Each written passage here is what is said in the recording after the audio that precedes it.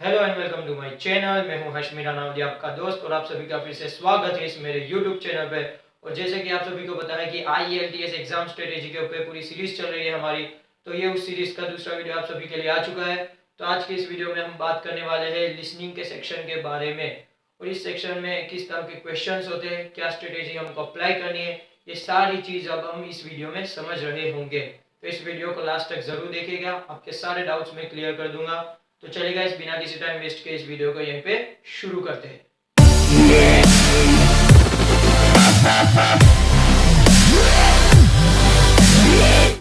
तो चलिए गाइस, जैसे कि आज हम बात करने वाले हैं लिसनिंग के सेक्शन के बारे में। तो सबसे पहले मैं आपको बता दूं कि एग्जाम में किस तरह के क्वेश्चंस दिए होते हैं, क्या स्ट्रेटेजी हमको अप्लाई करनी चाहिए ताकि आसानी से इस एग्जाम को हम क्रैक कर पाए। सबसे पहले मैं आपको बता दूं कि यहाँ पे आपको 4 सेक्शंस दिए होते हैं। इन चारों सेक्शन में आपको डिफरेंट ऑडियो क्लिप्स सुनाई जाती है। इन ऑडियो क्लिप्स के साथ आपको डिफरेंट 8 से 12 क्वेश्चंस दिए होते हैं जिनका आपको आंसर करने होते हैं। सबसे पहले मैं आपको बता दूं कि ज्यादातर audio clips group discussion, family discussion या किसी मीटिंग के बारे में डिस्कशन है उनके ऊपर ही दी होती है।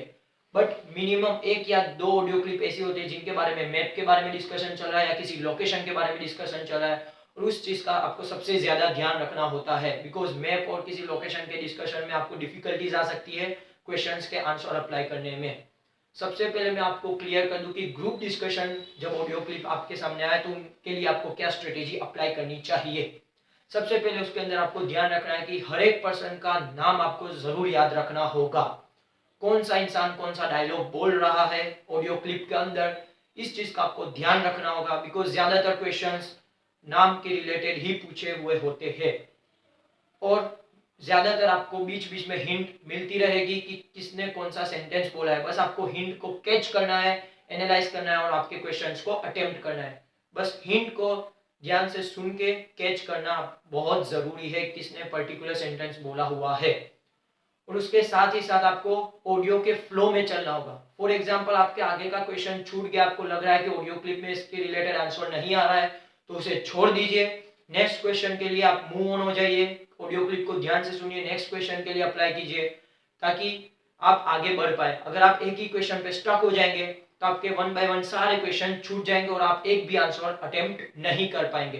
इसलिए मैं सजेस्ट करूंगा कि अगर आपका कोई एक क्वेश्चन बीच में छूट गया, आपको लग रहा है कि आपका आंसर इसके रिलेटेड नहीं आ रहा है ऑडियो क्लिप में, तो उसे छोड़ दीजिए, मूव ऑन कर दीजिए नेक्स्ट क्वेश्चन पे।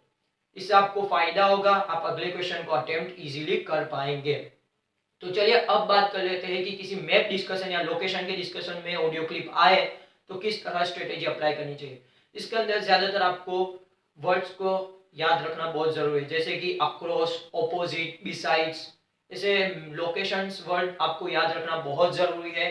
इन सब से रिलेटेड आपको क्वेश्चंस दिए होते हैं, तो ये सारे वर्ड्स को आपको याद रखना बहुत जरूरी है। ऑडियो क्लिप में ध्यान से सुनिएगा कि किसने बिसाइड्स वर्ड यूज किया है, ऑपोजिट वर्ड यूज किया है, ताकि आप अच्छे से आंसर को अटेम्प्ट कर पाए।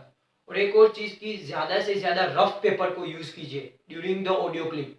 अगर आप किसी लोकेशन के बारे में डिस्कशन चाहिए तो आपके माइंड में किसी ग्राफ बन रहा होगा, तो रफ ग्राफ आप पेपर पे ड्रॉ कर लीजिए, या पर्टिकुलर इंपॉर्टेंट लाइन किसी ने बोली है तो लिख के नोट कर लीजिए, ताकि जब आप आंसर अप्लाई कर पाए, आंसर अप्लाई करें, तब आप इजीली अटेम्प्ट कर पाए और अच्छे से एनालाइज कर पाए और सही आंसर आप अप्लाई कर पाए।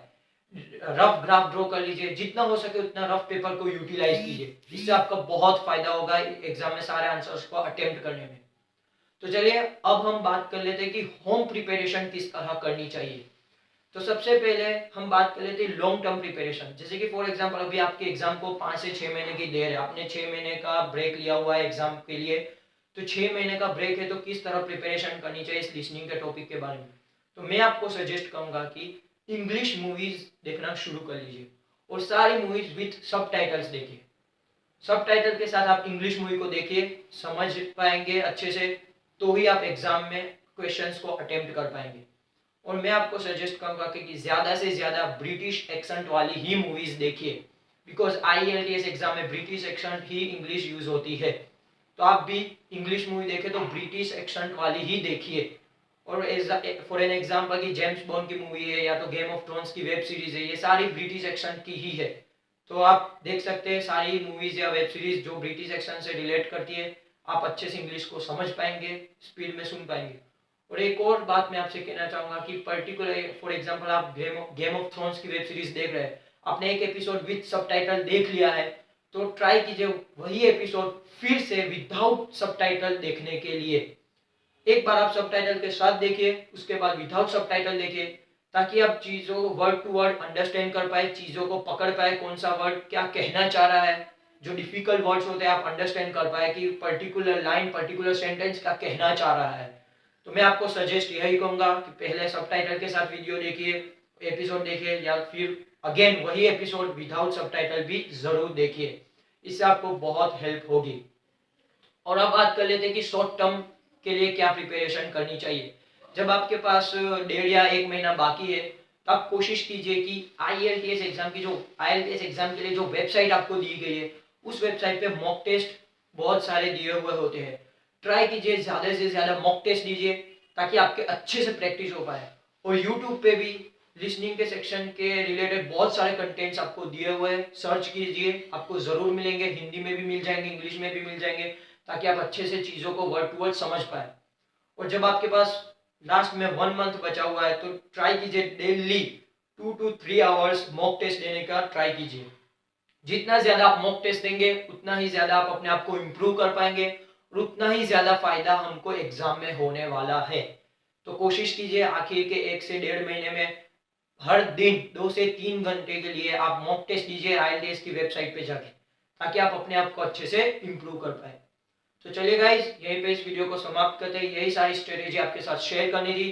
अगर अभी भी आपको कोई चीज में डाउट है, समझ नहीं आया, तो इंस्टाग्राम पे मुझे मैसेज करके बता सकते हैं। मैं आपके डाउट सॉल्व करने की पूरी कोशिश करूंगा। मिलेंगे अब हम आने वाले वीडियो में, तब तक के लिए bye bye, see you, have a good day, stay safe and stay healthy.